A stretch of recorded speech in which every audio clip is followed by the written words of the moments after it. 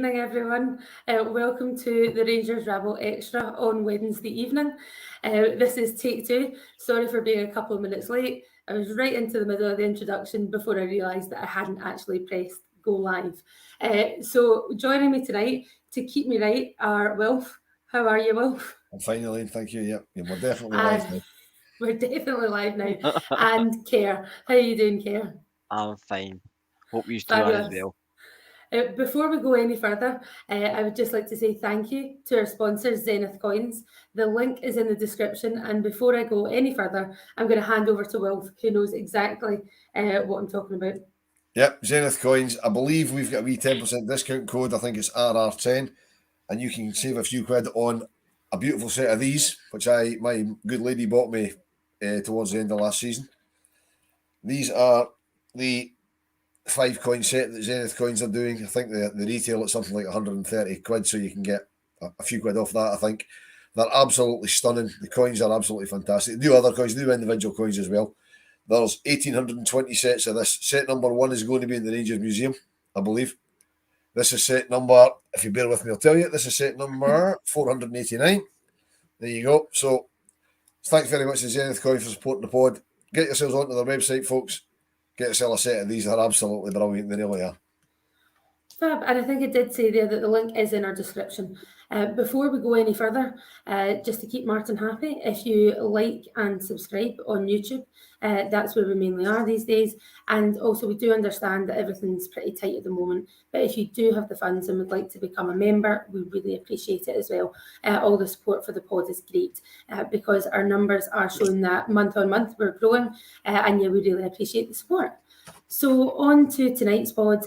Obviously, last night the boys did dissect the result, but we're going to start. Yeah, there's no better place to start. So, Kerr, quick sum up of last night. Are you happy?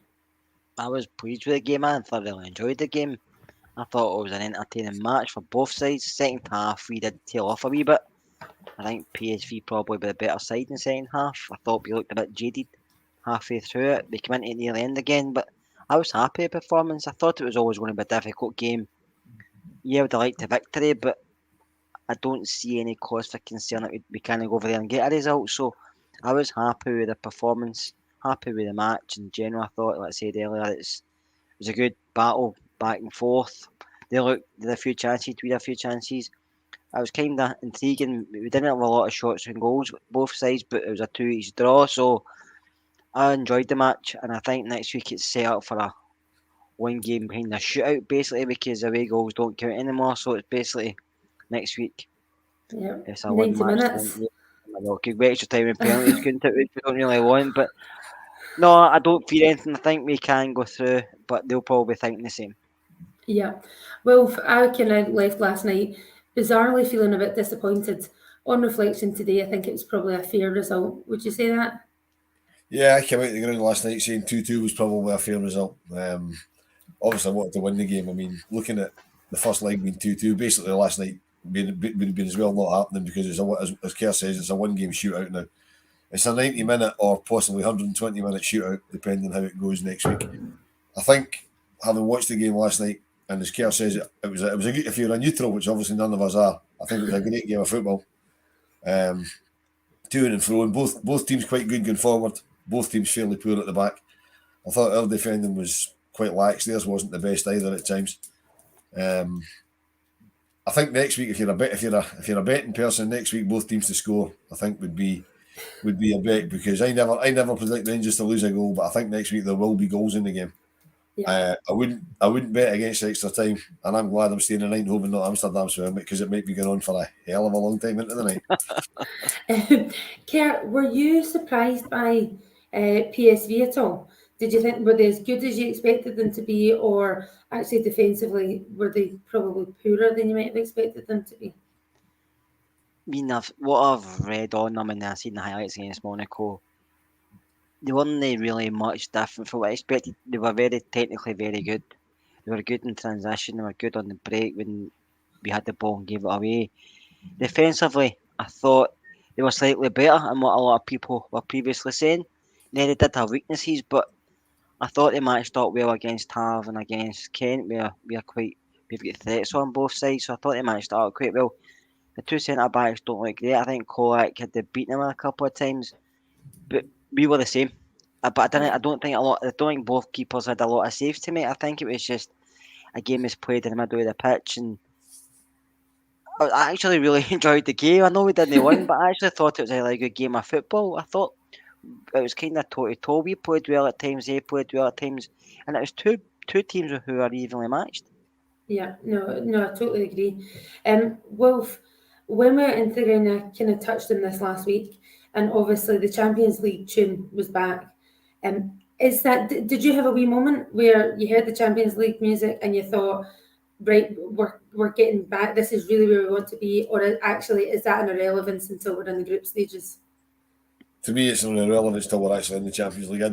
I get you if I want to brand it because it's their competition and it's all their media deals and all that, but they shouldn't have played the Champions League theme tune. Shouldn't have been played last night because that's not a Champions League game, because the losers don't go into the Champions League. So for me, great to hear it at Ibrox again. It's been a long time coming, but it didn't really. I've got a feeling if we get into the group stages, I've got a feeling the first home Champions League game I'll get a bit emotional when I hear it. But last night I'd kind of zoned out to it because it's not a Champions League game and I don't want to get ahead of myself because PSV is a decent side, but I still think we've got the beating of them. And just going back to you, Wilf, because I've already kind of asked you for his roundup. When you're looking back at the game, what did we do right last night? Well, going forward, we did quite a lot right going forward. We scored the only decent goal of the game. Of the 4 goals, I thought 3 of them were. Their 2 goals were defensive shockers from us. And obviously, you're talking about the Lawrence world-class free kick. Our second one was an absolute howitzer from Lawrence. I mean, that's goal of the season stuff. The goalkeeper's got to have a look at himself. And that annoyed me as well, because after he did that, we never threw another shot at him. No. I was expecting from then on, if you see a sight of goal, just hit it and see what he's got, because he fumbled one before that. Yeah. So from that point of view, I don't really think we capitalised enough on it. The goal we got was great, but it was a telling pass through from Stephen Davis, and we didn't do too many of them. Mm-hmm. I mean, if you're ever near me at football, you always hear me screaming to move the ball quicker, because we need to move. We're far too slow. Yeah. Move it quicker, you'll catch them out like we did on that move last night. We'll make space. So if we can tighten up at the back and stop losing stupid goals to corners, I think we'll do well next week, because I noticed that their goals against Monaco in the previous round all came from set pieces. The 3 goals they got all came from set pieces. And having spoke to a couple of guys who've seen a bit of PSV, most of their goals come from set pieces from crosses in. So I mean, they're a big strong team. Yeah. So really, I think we need somebody like Ben Davies in next week. Yeah. As good as James Sands played last night, and he did play really well, he's not commanding in the box. Or when goal says you're only commanding defender and you're in the box, as their first goal showed, you've got problems, because he doesn't always get it right. And he was unlucky the way that ball dropped, but they should still have got it away. Yeah, Kerr, that does bring us on to what went wrong last night, and obviously Will's touching on the fact that PSV are good at making the most of set pieces, and it appears this season, or it appears that there's a kind of ongoing theme that we are not the best at defending them. I think Gio plays with zonal marking, so I think when you have zonal marking, you need good guys in the box who are strong physically and are good in there. And Wolves alluded to it already. We've only really got Connor there, and the Connor's going to get a stick because he's a kind of main defender in there. But he's only one you can probably say is going to go up and challenge for a header. But he's not the most convincing at doing that either.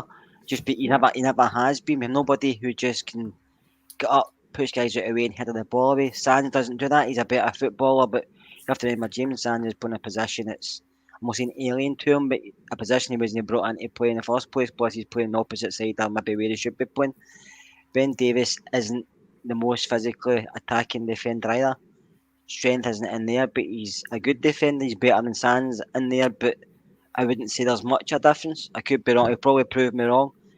And obviously, John, certainly we don't know what's happening. We do need, but if you're playing zone marking, you need the players to do it. If not, then you just go man marking and say to somebody, you stay with that man. Even if you're next to him and you can't jump as high as him, you can put him off with a wee nudge, or just being in the area he's in, you might put him off. But the zone marking to me doesn't work because we've not got the right players to do it.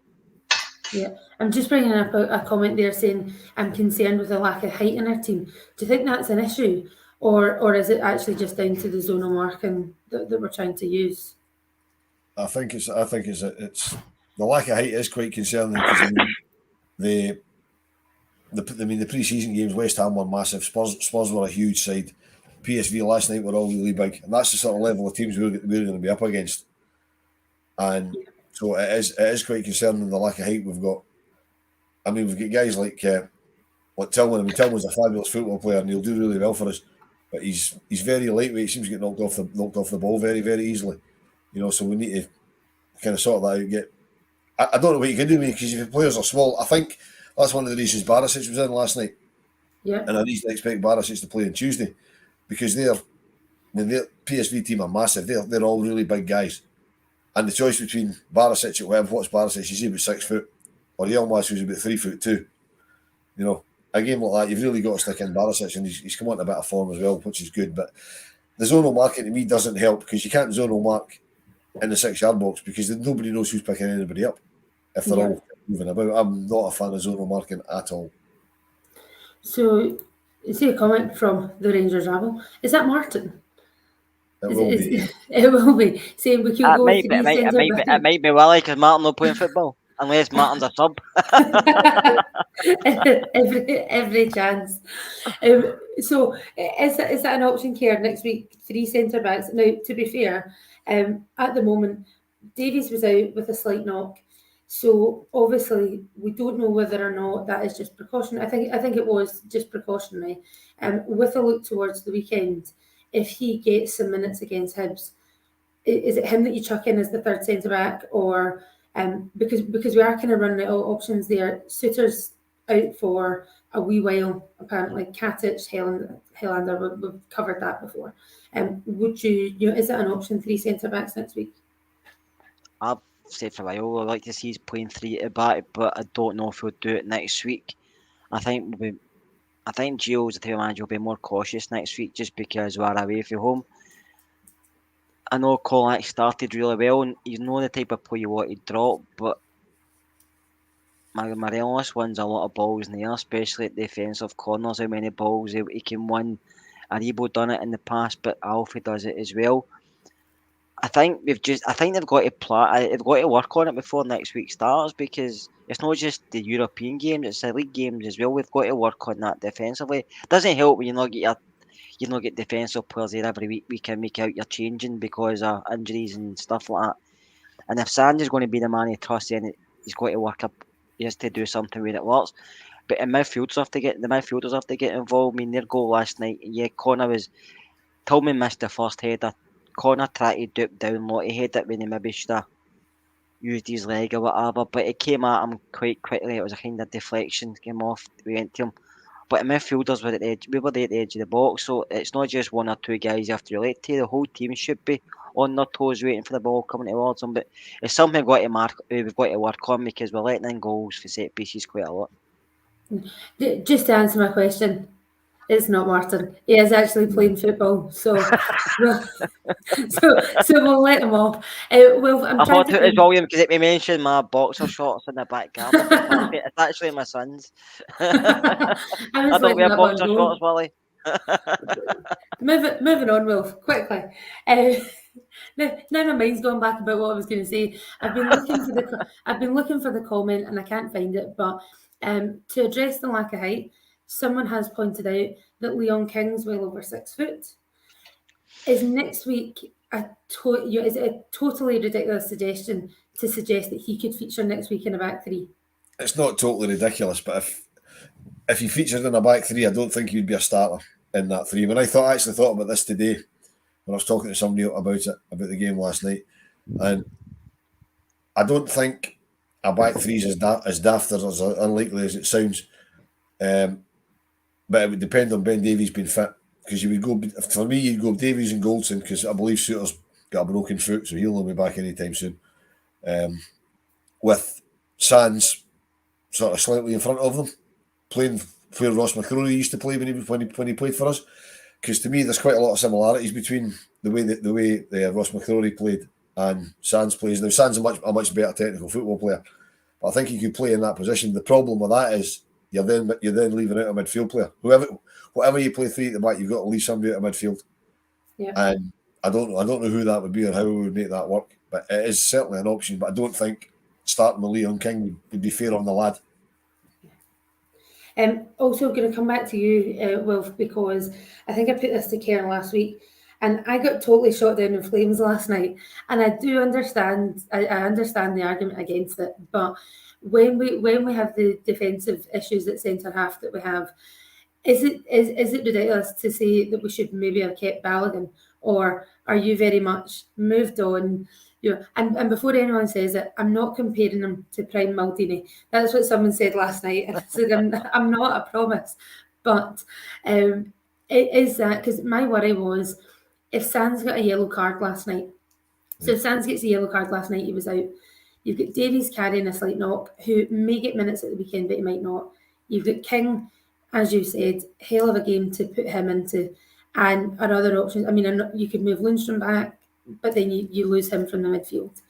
Is there an argument for having kept Balogun, or am I just living in the past? I think you're living in the past. We've let him go. We've let him go. You've got to move on. I believe he was at the game last night, which is what prompted Ali McCoy's comments on we should have kept him, we should have re-signed him or whatever. But what people forget is Balogun had to be managed as well. He couldn't play two games in a row. So I mean, we've already got Hollander out long-term injured. It looks like Suter's going to be potentially injured all the time. See, Thomas is a wise man. Davies hasn't started well. So I mean, if we'd kept Balogun, we wouldn't have signed Davies. Yeah. Now, or King would have possibly gone. We don't know how good Ben Davies will be because we haven't seen him yet. I mean, we spent £4 million on the guy, so he's got to be. You've got to think that there's something about him. But it's quite telling that we spent £4 million on a centre back and about the same on a left back, and we've hardly seen either of the two of them. Yeah, that worries me slightly because we're quite well into the season now. No, I totally agree, and I think people are saying that Davies, he obviously needs to be running games, and I don't think he didn't have much game time last year, so we have to be sensible about that and sort of ease him in. But by the same token, decent outlay. It's obviously our problem area at the moment. We need to get it sorted as quickly as possible. Kerr, this is just a really quick point because I know we kind of gone on about the centre halves a wee bit, but last week I said, is Goldson undroppable? Didn't have a great game last night, although, is he moving towards that, or actually is he still the rock of that defence? I think he's still going to be the one that Gio picks, and I think just because of the situation when you can't really drop him, can you? And who else you want to play there? So I think he's going through a spell out. Balogun's been a better player since he's been at Rangers than he was when he was here. Balogun made mistakes. Balogun was injured. I like Leon Balogun, but you don't go back the way. It was a reason we let him go, and you have to just move on. Still people talking about what was the chap's name that played in front of Tav, the boy played in front of Tavernier, Candace. People still talk about Candace, but he's been away for years. Do you know what I mean? So I just think Leon left for a reason. Ben will come in and do well once he's fit and up and running. Yilmaz are the same. If somebody costs £4 million, £40 million, or something, a free transfer, they'll get their game time and they're ready. You don't take your price. That's just what the clubs are agreed on. That doesn't affect when they play, when they don't play. But I think the club have got real high hopes for Leon King, and that's why he's there. And I think Leon will get his chance. I just think he maybe just have to bide his time. Maybe he'll throw him in next week if they're struggling. But I think he'd rather throw Leon King into the mix than bring back Leon Balogun. I was away at the weekend, so I wasn't at the game. Am I right in saying that King did get on? Yeah, he came off the bench towards the end, Yeah, good. And obviously Queen of the South is probably another one that you're looking at thinking King's a possible starter in that game, getting minutes. And I agree with you. I just think if he can get some game time this year, he can come on to really good things. Just touching on what you had said, that you were slightly nervous in terms of, the people that we spent big money on, or the 3 players that we spent money on, we've not seen a great deal of. Borna last night, I thought, had a fairly good game. I think his confidence is getting a bit higher. Where do you still see that being Yilmaz's position as the season progresses? Well, at the moment, Bournemouth is in possession of the jersey. He's playing well enough to keep it. Same Yeah. as up front when Morelos needs game time. But at the moment, Kovac is doing what he's paid to do, so you can't really drop him. You can't really say, well, sorry, you're not in the team because we put Morelos back in. So at the moment, Yilmaz is going to have to work his way into the team. There will be games that he gets brought in for. I mean, I wouldn't be at all surprised to see him starting Saturday, because we're going to need Bournemouth on Tuesday. Because I wouldn't play Yilmaz on Tuesday against the land of the Giants that we're going to meet over in Holland. Matondo, it's going to be horses for courses. I'd have brought him on last night instead of Scott Wright. Yeah. But that's me. I'm not the manager. I thought the substitutions were a bit. No, I wouldn't. Don't you jump ahead of us. We've got a whole agenda. Yes, I forgot. We're professional. We've got an agenda. Sorry, I forgot about it. It's quite worrying that the three players we spent money on I don't seem to be anything near regular starters in the team. But just to correct Ryan a bit, that it's not. These are the biggest games, but it's not for 40 million. It's for half of that, because we'll get 20 million, and that other lot will get 20 million. And if we don't make it, they'll get the 40 million. It's a 40 million national pot, I believe. Yeah. So then, see, even the members are on the ball, absolutely. You did say so. Kurt Will said Borna's not droppable, or sorry, I don't mean he's not droppable, but at the moment it's his jersey to lose. But is he sellable? Because obviously there's the rumours with Forest being in. Is this possible? Because he's gone hot and cold, and we've got someone that we spent really good money on that we think is probably going to come onto a game and has heaps of potential. If we got money, or would you sell him at this point? I thought if it was good enough, any player's sellable. I mean, we're a club nowadays. It doesn't matter who we've got in the team. If they play every week or don't play every week, if something's in me an offer and you think we need to take that, you take it. And Borner's at an age where if it was a decent offer, you would probably take it and invest, because he brought in Yilmaz, he gave him a 5-year deal, so he's not just come in for short term, he's come in for long term, so there's no need to rush him. It's like, I remember when Frando Rickson came in, he never really started, you get like a house on fire right back, he was in and out the side.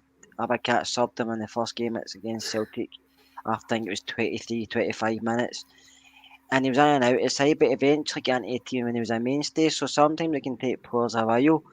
I'm sure he'll get his chance, but at this moment in time, don't really need to drop Borna, because Borna's playing really well, and I think Borna now knowing somebody's sitting behind him who's cost the club money, and he's probably seen him, he's quite a decent player. Maybe it's the best thing that could have happened to Borna. Yep. We kick up the backside just to put a wee bit of pressure on him, because sometimes our players, they can slack off and maybe think, well, I'm really any competition, I'll be playing again next week, and maybe sometimes. But any signing you bring in, a fresh signing to the squad can help. And I think we do need maybe one more. I think Kamara, if anybody's to leave, I think it's Glenn, because I think Glenn looks like he needs freshen up somewhere else. I think he's coming on. I know you don't want to mention the subs, but I just think his last couple of performances, he just looks off it. No, right, let's jump ahead, because the two of you. That was all. Fault you brought it up. So, the subs. So, Wright came on, Kamara came on. To be fair, I was absolutely screaming for him to be making subs well before he did. I thought second half we kind of looked a bit out of ideas and a bit tired, and thought we could have done with a bit of freshening up. Wright and Kamara, Wilf. You can choose one and tell us why it didn't work. I wouldn't have put Kamara on. I wouldn't have put either of them on. I was screaming for Arfield to come on, because Arfield's an attacking threat. He makes runs that nobody else makes. He finds space inside crowded boxes.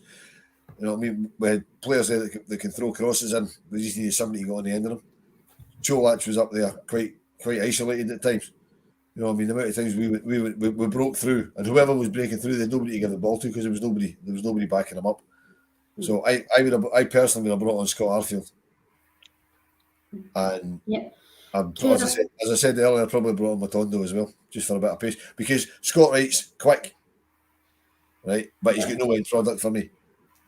His decision making is not great. His final ball. I mean, look at the one he had towards the end of the game when he should have crossed it and he decided to pass it. His decision making is not great. Whereas Matondo's got that something. Yeah. You know? So I would have brought him on instead of Wright, and I'd have brought on Arfield. Yeah. Kerr, would you have but would you have brought on Morelos? He was my shout. I keep asking That him was to come my out. shout. I keep shouting for him to come on and keep Colic on, but play Alfie out in the right. I'm not saying as a right winger, but outright he drifts out there at times during games and he's playing up front. So I think he could do a job there even for 15, 20 minutes. He's full of adrenaline, he's full of aggression. He'll get involved, he'll take a play to them, and he was my shout along with Ryan Jack. We just needed somebody in the middle of the park at the cool. Davis had ran his game, his legs were starting to get tired after about 60 minutes. We seen that with Stephen, and we just needed to bring somebody else on with fresh legs. Glenn was a couple of times he let runners get away from him very easily, and he's just on the park. So I'd have brought in Ryan Jack, right? But Scott Arfield would have been a good sub as well because we all know what Scotty can do when he comes on. But I'd have brought in Jack, but I was screaming for Morelos. We just needed some to be a bit of aggression up top because I thought they were getting out of the box very easily.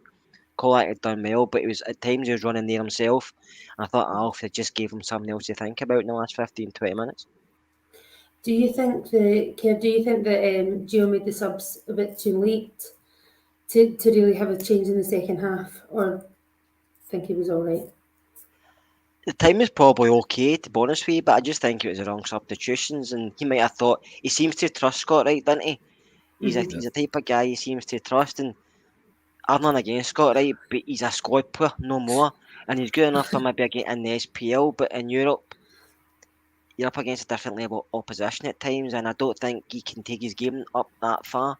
Glenn, we know, has done it in the past, and he's really reliable, but I just feel Glenn needs a change of scenery, he needs a change of club, and I just feel ever since the incident that happened a couple of seasons ago, he's never really recovered for that. He seems to be in his shell, and maybe with Bassey being away and Aribo being away, he's missing his two mates as well. So I just think Glenn needs a change of scenery, but no, Scott Wright to me wouldn't have been on it. Even Matondo was a shout because he's got pace and different ideas, but Wright wouldn't have been an option. Yeah.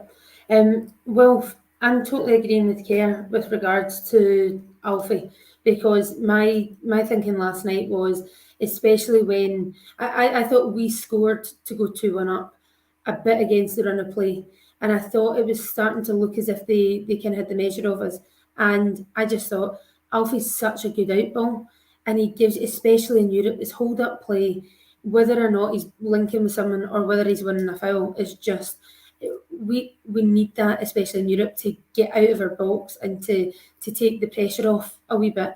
Someone saying that, he was coming on bullied the centre halves. Do you think it's important that he plays a part next week for us to progress?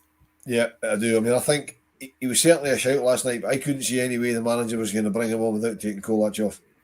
Yeah, I don't think he was going to play the two of them. I didn't see any reason to take the big man off. He was doing okay, but I think Morelos will feature at some point next week. Yeah, It'll depend greatly how the game goes. I mean, if we go out there and blow them away first half, we won't see them because we won't need to. But we're probably not going to do that. But you just never know. We can sit here now and say, look, this is what we think, and it depends how the game goes. But yeah, I think he'll certainly feature on Saturday against Hibs. I don't expect him to start. I think he'll maybe get half an hour against Hibs, and he'll definitely some part on Wednesday. Whether he starts or comes on, I would expect him to play a major role. Yeah. Kerr, is this a ridiculous shout? Can they play together? I know it's not really the system that we're used to, but I don't see why not, but I don't know if Gio would do it because Dutch coaches seem to stick to a system, don't they? They don't like to change it. I think that was the same. He brought in players that were never used to his system, and then when he brought in Marcus Gill for 4 games, didn't he fit into his system and sold him quite quickly. Same Paul Ritchie never played, sold him. I think the following month. Dutch coaches seem to have a system they kind of stick to, and they want their players to play around their system. So I like to see 2 strikers, but I don't think he'll play them. Yeah, no, absolutely. I agree with that. Kerr, I know we're kind of spending a lot of time on last night, and I know that most people listening probably have listened to the post-match reaction as well, so we will move on. But last week you were saying for you, the goalie area is still an issue. Has McLaughlin done anything between St Johnstone game and last night to win you over a bit more? He's played really. I can't deny he's played well. He is reliable. It's just I always feel he's a better keeper. I think it's because ever since I follow Rangers, we've always had keepers who have been Unbelievable. really good goalkeepers. Do you know what I mean? We talk about Gordon, we talk about McGregor. I was talking about this with my pals the other day, and Stefan Kloss hardly gets a mention. Chris Woods hardly gets a mention. Guys who are just unbelievable goalkeepers. Maybe I've just been spoiled, and maybe it's just because I'm thinking John McLaughlin doesn't fit that mould. I'm not saying he's reliable, he is, but I just feel we need somebody better. But if he's in goals, I'll back him 100%. He's never really let us down. I'll say that as well. But I just feel, I don't know, maybe it's just me. I'm not saying he's a bad goalkeeper because he's not. I think I'm just looking at the past, looking at the Kloss Woods, even like Charbonnet. I know we signed him, and Lionel Charbonnet was a good goalkeeper. We've had bad keepers as well, but John McLaughlin played well last night. Say he came out there and came out his box done really well and stopped him. So he's not let us down, but I don't know, it's just me. I just like somebody else in goals. I don't think it would change, but it's just me. I'm sorry, John, if you're listening.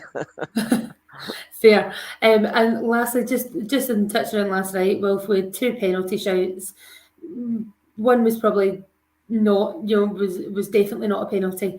And that was just from the stands. It looked at one slightly dubious on the grand scheme of things in terms of how you interpret the rules, probably also not a penalty. What were your readings of them? The only one I can really comment on is the handball penalty. I mean, it was I was screaming for it. I set it up with CD1, so it was almost right in front of me, and to me it was handball. I've seen footage of it back, and by the letter of the law, it's not handball, so it's not a penalty. But it's 100 times more a penalty than the one that we conceded in Belgium. You know, I mean, the arm's a lot further out. It hits them in the same sort of area. So, to me, if the one that it's the consistency of it. If the one that we gave away against the USG, whatever they were called, that Belgian mob. If that was a penalty, then the one last night was a penalty, because that was more of a handball. And I think the law's wrong, because if your arm's sticking out, I mean, they're saying it's if it's above the line of the t-shirt. So what happens in the winter when they start wearing long sleeve shirts? If it hits you in the arm at all, because that means. I said that last night, Wolf, but I think you kind of know if your sleeve's down here, then it's not going to. No, but I get what you mean. It's a grey area, and I think even with VAR and the refs, they don't know themselves, so they just I think they just make a decision at this body moment and just go with it. They don't want to pick up on Michael's point there that we've just highlighted. Of course, I'd be happy if we got a penalty for it. Everyone would be happy to get a penalty for that decision, but it's the law that's wrong. It's like the offside law. The offside law's wrong, but it's the law that's wrong. It's not the referee that particularly that's wrong. I think he did get it right. I mean, the referee gave me a bit of almost gave me heart failure, because when it was up the screen saying there was a VAR check, he went over to the dugout, and I think he spoke to Gio about something. And I thought it was a way to check it.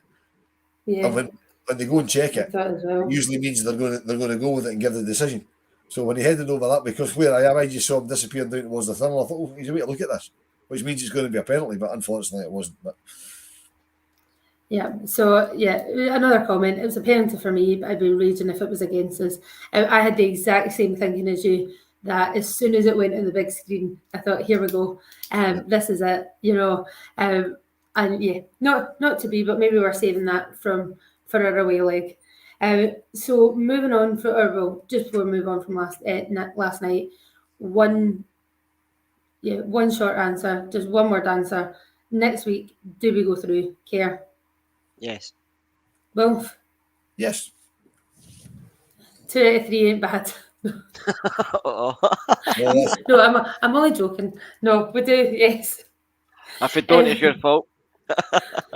No, do you know, we always go, my mum and I always go to the same restaurant, and the only time last year that we didn't go was Malmo. We lost, and we didn't go last night. We went to a new one, so jury's out on that. Maybe, if we get to the Champions League or whatever we get to, we'll revert back to our wee trick. Just on that, it's a totally random thing. But I know Wilf, yours is just going to every game. But do either of you have any sort of superstitious things that you do before a game that you have to Absolutely. do? Yep, 100%. What do you do? I throw a black cat over my left shoulder before I walk into every ground. What? Okay. Kerr, do you have anything that you do? If I wear a certain top, a Rangers top at a game and we win, I'll keep it on for the next game. But if I get beat, I'll change it and go to another top after that. You keep it on, keep it on till the next game. No, keep it in the wash machine, Wolf. Come on. That's outside the back door. You can see it outside, eh? No, last night I wore the 1981 Cup final one, so we didn't get beat, so I'll wear it on Saturday against watching the house game and when I come in for work. So, but if we don't win, then I'll change it to another top. That's what I done that in the season. We didn't get through the season. The season went through the league. We didn't get beat. I think I wore that home top every game because we weren't really losing, so it was great. But when you're losing quite a lot, you're digging out tops for all errors. Just one comment I'm going to bring up because I don't think that I don't think this is particularly fair, but someone's saying Kent Spish. Now I think he's saying Kent Spish. He's sick of saying it, or he's sick of other people saying it. I thought he played quite well last night. I thought I think you notice when he's out the side more because he certainly gives you something that Wright doesn't. Runs at them. Wolf, did you think he had a good game? I think he was okay. I mean, I wouldn't say Kent's pish. I would say Kent's inconsistent, but he's a winger and wingers are inconsistent. It's in their nature. It's what they are. But the good thing about Ryan Kent, as you said, Elaine, you notice he's not there when he's not there. You notice his value when he's not in the team because he's always an outball and he always tries stuff. And hopefully now that we've got somebody on the other side, be it Matondo, be it Wright, whoever it is that can want a bit of form, hopefully teams will start concentrating on them and they won't keep putting 2 or 3 men on Kent. That's his problem. He's getting crowded out a lot of the time. So he can't really do what he needs to do because he's got absolutely no space. So hopefully if we've got other players playing the other side of the park, that'll free him up a little bit. Yeah. Because that comment's correct. His end product's not great. He needs to up his numbers. He needs to score more goals. But to score more goals, he needs to get into goal scoring positions. For me, when the game gets tough, he tends to hide a little bit. I might be maybe being a bit ultra critical, but to me, if the going gets tough, he tends to hide in field when we're going wide, and if we're going through the middle, he tends to hide out wide. But I maybe just being ultra critical. But I would have him on my team every week.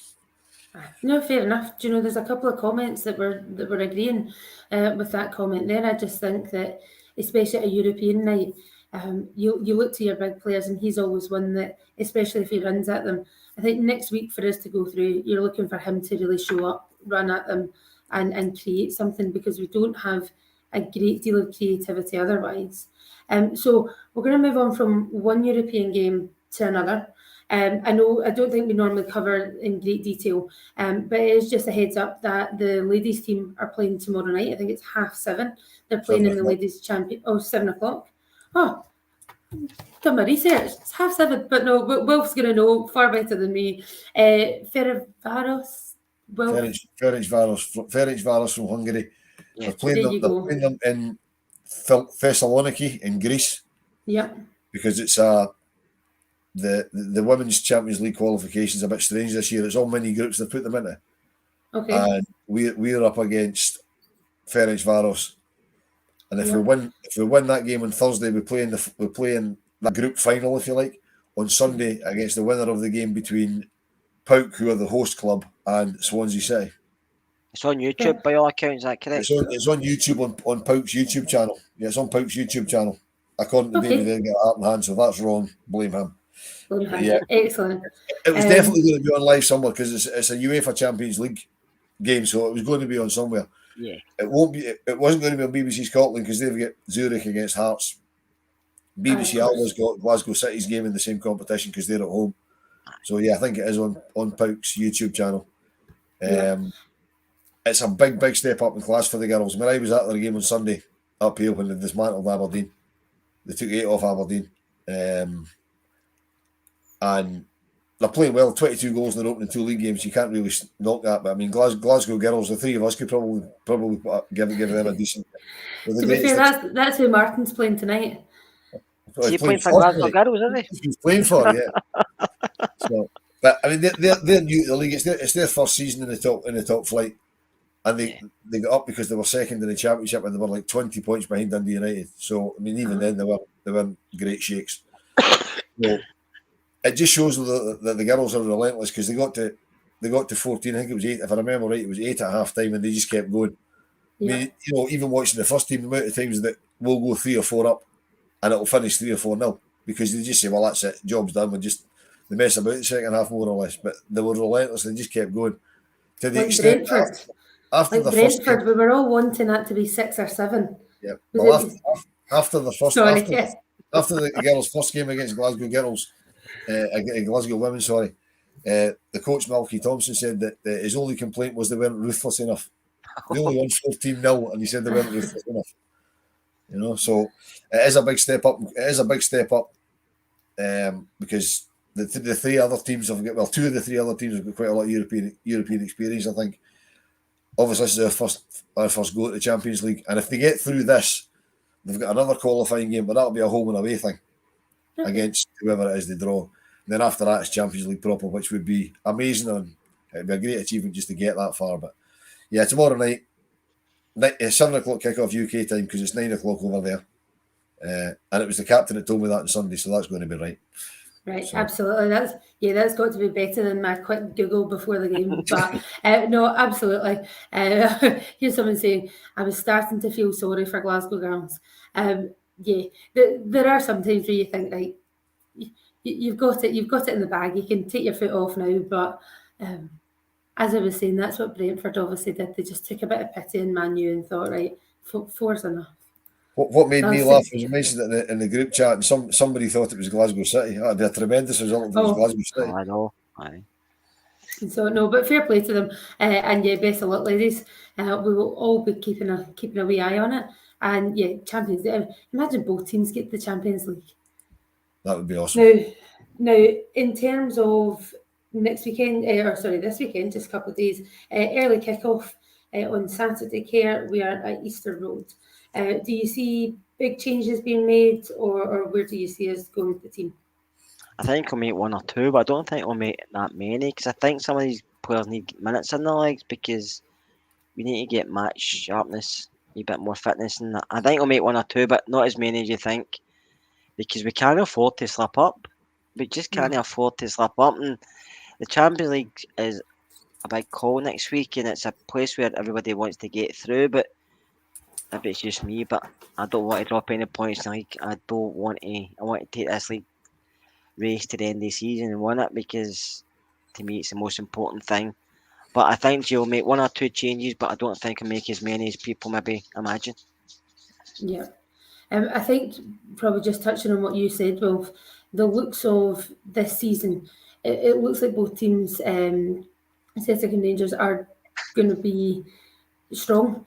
It looks as if obviously it'll come down to Old Firm games, silly mistakes, here and there, but goal difference potentially is a big one. So we maybe need to take a tip from the girls and really press on and really make sure our goal difference is key. I don't personally think it's going to come to goal difference because I can't see any way they beat us in any of the 4 games. So that wins us a title as long as it's not 4 draws. But yeah, we need to start being more clinical. We need to start putting teams away. I mean, I would love nothing more than to go to Easter Road and absolutely destroy them. Just relentless. The only thing we've got to worry about is they've got Martin Boyle back. He's come back from his wee trip to, was it the Middle East or the Far East or wherever it was he went, and he came back and he scored the equaliser in the derby the other week there in the 98th minute or whatever it was against Hearts. So we need to be wary of him because he likes a goal against us when he got a hat-trick against us at Hampden in the game we don't like to talk about. But they don't really worry me. The only thing that worries me really is that hammer thrower they've got at centre back. We've got a big game on Tuesday, and it wouldn't be like Ryan Porteous to decide to make a name for himself and try and take the likes of Tillman or Lawrence right out of the game. Yeah. No, that wouldn't surprise me, because that's just the type of guy that he is. Because it would get him in the spotlight, in the headlines, and that's all he wants. No, absolutely. I think that's the thing, and that's where, obviously, looking at the centre back position, um, does he risk bringing Davies in when Easter Road's always a physical game? Yeah. So, Hibs are always going to be out for. To be fair, we say this about every team, whether we go to them or they come to Ibrox. It does just seem like every team's always up for it against us, apart from apparently Livingston, if you were to read Twitter after with him. But it seems like every team, we always know what we've got in store with Hibs.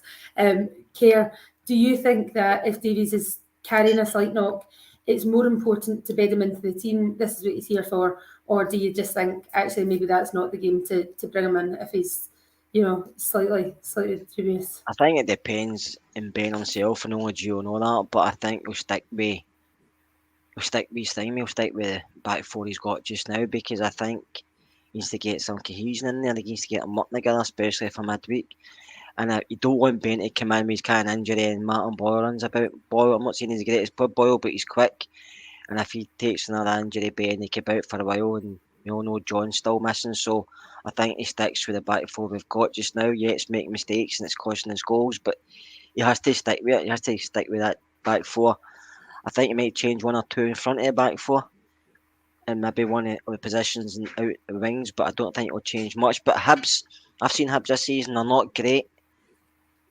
They're neat and tidy at times, but that's about it. But well, Will said the concern is Portis at the back. He has a bomb scare, but he's a thug as well, and he's likely to put to put an injury on somebody. I seen him against St Johnstone at the start of the season, and he was lucky not to be sent off in that match. He'd done a couple of challenges which were yellow cards, but he got away with one of them. And I don't think he's got malice in his game, but sometimes I think it's just stupidity. He thinks he can get away with it, and he does things that you think, my God, what have you done that for? But for some reason, the refs are quite lenient towards him.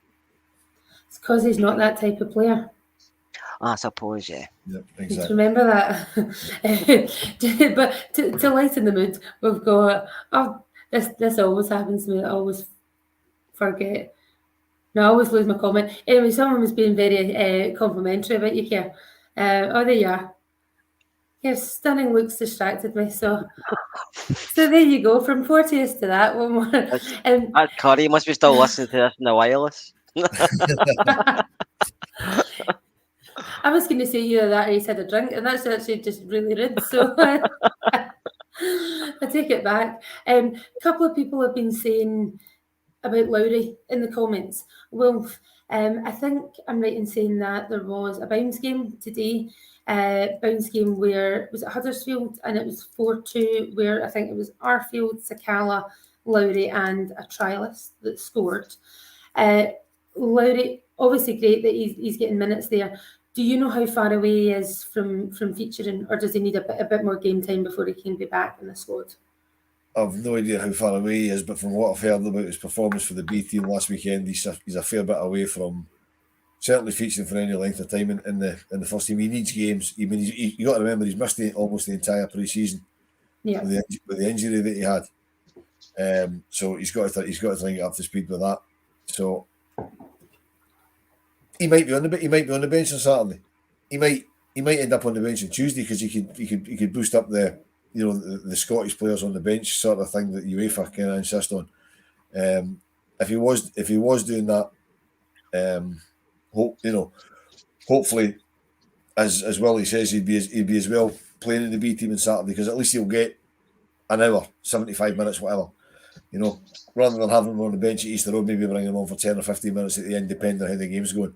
So I don't expect him to feature on Saturday, but he just might make the trip to Holland. Yeah. Okay, fair enough. Before we go on to today's news that the club announced just fairly recently, there was a bizarre kind of tweet from TalkSport, and the only reason I got alerted to this was a wee group chat where I don't know who it was who said, so it might just be totally flippant, but the tweet from TalkSport here was that Dele Alli has been urged to take a step or two down and join Rangers. Firstly, would we be interested? And secondly, does that work for anyone? if you can get a Dele Alli, we know of the past, you would take him in a heartbeat. But wages wise and everything else you've got to take into consideration, it costs us a fortune. You don't want another player coming here getting earning a fortune and maybe not playing games, or maybe just coming here for a game or two and getting back to England. Do you know what I mean? So I don't know. I just think Dele Alli's a name, and the name Dele Alli starts you to think of when he started at Spurs and we came through MK Dons and he played a few games with England. You thought this boy's really talented, but he's right off the boil. It's not just recently; it's probably been the last 2 or 3 seasons. Has he still got the hunger? We don't know. Would you take a punt on him? You might if it was maybe pay as you play, but I don't know if I would give him a hefty wage every week to come and take a chance. 'Cause I don't think we're in a position we can afford that. At least he's not Welsh. Yeah. Just looking at this comment, Wilf. Obviously, our run last year with the Europa League put out some really, really big sides and played really well. We got to that final on merit and we played really well. But that tweet, bit derogatory, step down, and I'll check it. I'm sure it said a step or two down or 2 or 3 steps down. Does that opinion still obviously exist then? That fair enough, maybe the Scottish League isn't the same standard, but that coming to Rangers or Celtic is just as a step down, and it's not going to be as challenging as where they are now. It's a step down in terms of the league you'll be playing in. That's without question. I mean, the Scottish League's nothing to the EPL. Club wise, no, Everton and Rangers isn't a step down in for the size of club. And I'm not just saying that as a Rangers fan. That's clear for the world to see Rangers are a bigger club than Everton will ever be. But it's because of the daft wee diddy league we play in. I mean, it's perceived everywhere else. There's 4 games a season. It's when we play them. The rest of them they don't really matter because there's only been 2 winners in the league title since about 1985. I mean, what's that? 30 years, nearly 30 years, whatever, since Aberdeen last won the league, and they're the last one outside of us and them to win the title. So that's got to be how it looks elsewhere. I mean, you look at England. Okay, England right now is a 2-horse race. It's Liverpool or Man City. But in recent memory, Chelsea have won it. Going back a wee bit further, Arsenal went through a purple patch. We've not had that. We've not even had anybody stepping in. Even when we were down the leagues, nobody stepped in and took the title off them. So it's perceived anywhere else that Scottish football is a diddy league because there is only 2 clubs in it. Kerr, is it fair to say though that there's been a fair number of players who have thought, I'll just go up the road, end my career, one last payday, and actually it has been a bit harder than they thought? Just in my head straight away, I'm thinking Joey Barton. But, wait, let's say Joey. But for both sides, I think that there is this perception, and I think a lot of people think it's going to be easier than it is. Of course, it's not the EPL. Of course, it's not. But it's a physical game up here, and it's not quite as much a canter as some people think it might be. It's not. I think people, if you want to come up to Scotland to play, you have to want to come up and play because you're interested in coming here. You don't point coming up to Scotland just to say, oh, you're going to be a bit of extra money for a year or 2 and then retire. Because it's pointless for the club, it's pointless for yourself because you're just going to end up being like Joey Barton or Roy Keane and getting sent home with your tail between your legs. So I think you just have to. They don't look at it as. You just have to know with the Sky money. I mean, Sky gives us less money than they give the Women's Premier League in England. So it's the way people perceive Scottish football, but Scottish football is not as bad as people make it out to be. I mean, yeah, Rangers got to Europa League final last season, which was a big achievement in itself, but there's a lot of players playing in England that came from Scotland, and a lot of good players down there. It's come from up here, so I don't believe all of this because scouts are up in Scotland every week for English clubs looking at the talent because they know they can get it a bit cheaper and then get it elsewhere. So I think that's just a thing that people say. Of course, everybody think English football is the greatest football, and it's just because of money involved. It's not because of it's on show. Some games you watch for the English Premier League are not even good. You turn them off. I'd rather watch some Championship games or League One games. Especially because obviously I like Man United. I've been watching the Championship game because watching Man United is really awful. But to be fair, you might be watching the Championship next year. If I managed to get rid of the Glazers, I'd be happy with that. But going back to Rangers here, I just think the media, especially talk sport, they just see these things for click and bait and Aye. topics, and I think Scottish football is not as bad as people make it out to be. Yeah, they're not getting money like England, but you've got to remember before the Sky get involved with English clubs, Rangers were able to pay more money than like Man United and stuff like that because we could bring their players up before they could. It's only because they've got money down there. If that money suddenly disappeared, a lot of their clubs would be struggling. Elaine, I think Kerr makes a very good point there. I mean, the reason that Scottish football is poor, if you like, is because, as he says, there's loads of players that have been in Scottish clubs, good young Scottish players dotted all over England. Maybe not in the Premiership, but in the Championship and round there, because there's that little money in Scotland from TV deals and sponsorship and stuff. That look at St Johnstone. They won 2 cups, and then they sold their 2 best players for a pittance, because it was a pittance to the clubs that were buying them. It was a lot of money to St Johnstone. £500,000. I think they sold their captain for £500,000 or whatever. 1.5 for 2 of them. Was that what? So whatever it was, so that's nothing. I mean, that's nothing to these teams in England. They lose more than that running for a bus after training. So.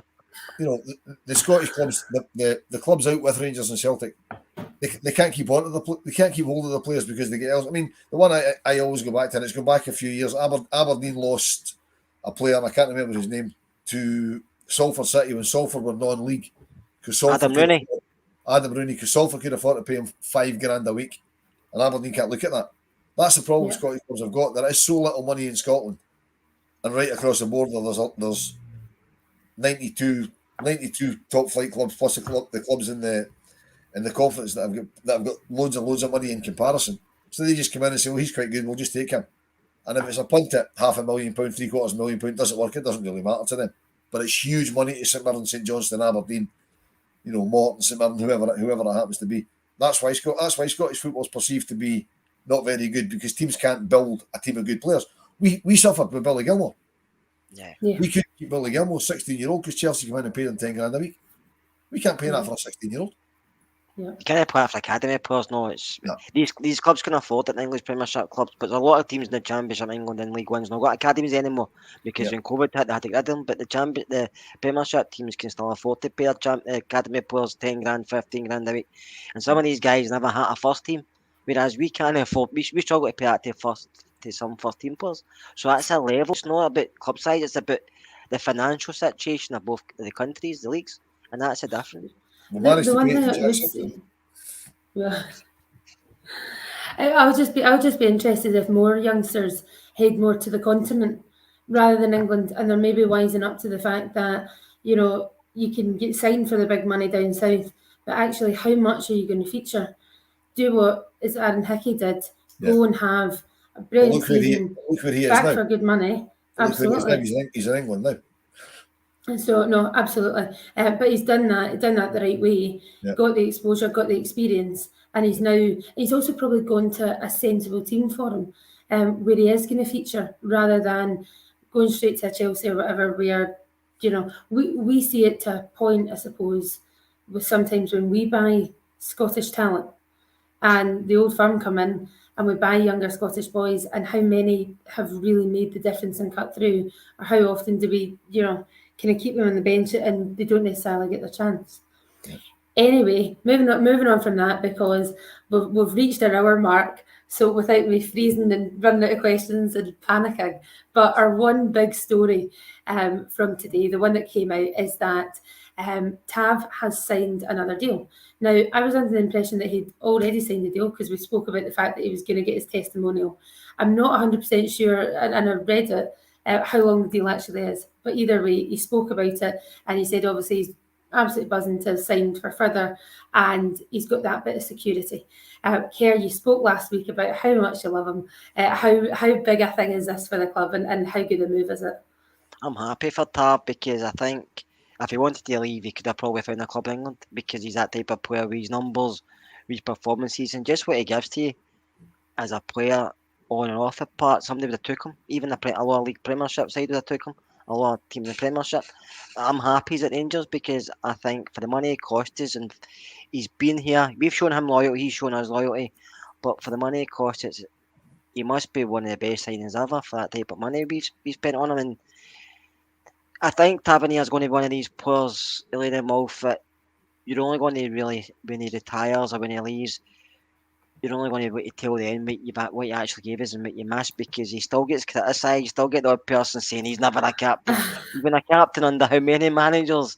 Do you know what I mean? And I think Tabs leaves by example. He doesn't really lead by his mouth. There's other players in the park that can shout and ball. Tabs the opposite, but he's always involved. He doesn't hide. Yeah, he can have bad games like everybody else, and if he was playing brilliant every week, he probably would be down in England for a fortune. But I mean, when Nathan Patterson was here, everybody was saying get Tav out, get Nathan in, and Nathan's going to end up being a quality player in the English Premiership. Another one that came for Scotland down there, but I'm happy Tav's here for what he cost us, for where he came from, and he enjoys it at the life at Rangers, and I think he's one of these guys, when he leaves, he's going to always come back to Rangers, and he might even stay in Scotland because I think he just loves it up here. Yeah. Wolf, last question, because we're going to round up now, but he'll get his 10 years. I presume he will get his testimonial. Do you think that he's earned that? Would you back that? Yeah, of course he has. I mean, I'm delighted he's finally signed this contract. It was always going to happen because they've been talking about it for weeks, and because he talked about it himself at the open training session a few weeks ago. So he's not even going to talk about it if it wasn't going to get signed. So I'm delighted it's been signed. I'm a bit sceptical about why they announced it today. I think they were keeping it on the back burner in case last night went pear-shaped. Do you know how long he's signed for? Doesn't say. It just says he's extended his already fairly long deal. But however long he's signed for, if he stays and sees out the contract, then there's no reason to think he won't. He will surpass 10 years at the club. And I mean, he started off when we were in the Championship. We signed him for whatever it was, 250 grand from Wigan. And he's shown his mental toughness because he took some absolute shellackings when we were coming up through the league. You know what I mean? I mean, we were losing 4s and 5s to that mob across the city. We were with some really, really ropey, horrible defeats to no-mark clubs, and you know, he was part of ridiculous European defeats in Luxembourg and all that sort of nonsense. But he's toughed it out, and he's still here. He's a great role model. He's never been in the press for the wrong reasons. You know what the press up here are like. If you're involved in Rangers and you breathe in the wrong place, they'll jump on you. He's never had any of that. He's been a great captain to the club. If he gets his 10 years, he's due a testimonial, because that used to be the way it worked. You don't get a lot of it now because nobody stays 10 years at a club. Personally, who was the last player to get a testimonial? Last testimonial was probably who was it? Ian Ferguson, no? Might have been Ian Ferguson, aye. Good I think knowledge. possibly after that. I think Scott Nisbet's was possibly after that, but that's because he had to retire early with injury. Yeah. But for 10 years service, I think it's somebody like Ferguson. So there's been a couple of comments that have said apparently around about 2026. So maybe. But yeah, I mean, he'll have done the 10 years. He'll deserve a testimonial. Hopefully they give him the testimonial, and he'll get. I mean, he'll fill Ibrox for it. Let's be honest. Yeah, absolutely. I just hope they get decent opposition for him. Well, interestingly enough, someone did comment saying, "How about he plays it against his brother?" It depends where his brother is at the time. I mean, at the moment, Exactly. where's his brother now? I think he's just signed for Bournemouth, isn't he, or Southampton or something like that. He's gone down to the South Coast somewhere. Yeah. Because he was at Middlesbrough. Because I noticed he went from Middlesbrough to the South Coast, so he's basically gone the length of England. Better weather. Yeah, but I mean, Tav used to nip down and see him because Middlesbrough was only down the road. He'll have a wee bit further to nip now because he's basically halfway to France. But yeah, I think he should get a testimonial. He's been a great servant to the club. He's had his doubters through the years. I've doubted him through the years, but he's come out the other side. My concern for as he gets older is if he starts to pick up injuries, we don't really have a replacement for him. Yeah. You know, to cover his position. I mean, we've got a couple of left backs. As long as Borna sticks around, doesn't get sold, we don't have any cover at right back because Zakowski doesn't seem to be the answer. He seems to have disappeared into the B team, so there is nobody else coming up. But I mean, that's looking at it pessimistically. So hopefully he stays injury free. I mean, I think he's on about 350 games. Hopefully he can get up to maybe 500-600 before he retires. That would be a great feat in today's day and age. Today's times. No, absolutely. Look, I totally agree with you, Wilf. I think from where we were to where we are now, he's captained as well. I know at times he's been questioned, but he's never snapped back. We've had a few players, Windass with his shushing, and even we've had a few people kind of nip back to the criticism they have. He's never really done that, has he? He's always led by example, and I think he's a cracking role model. And as you say, he's never been in the papers for the wrong reasons. Cue tomorrow, back page or front page or something. But anyway, thanks very much for joining us. Thank you, Kerr. No bother. And thanks very much, Wilf. No bother, Elaine. Just a big thank you to everyone that's listened. Again, just reiterating what we said before, like and subscribe if you can. Share us wherever you want to, especially on Twitter, etc. The more views that we get, the more the pods will expand, and we're really enjoying it. Especially thanks to our members that are there.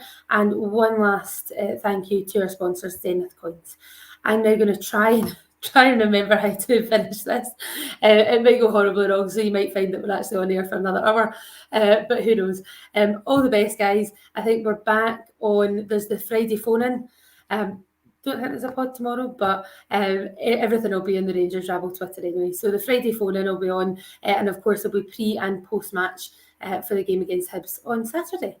So we will see you all later. Bye-bye, everyone.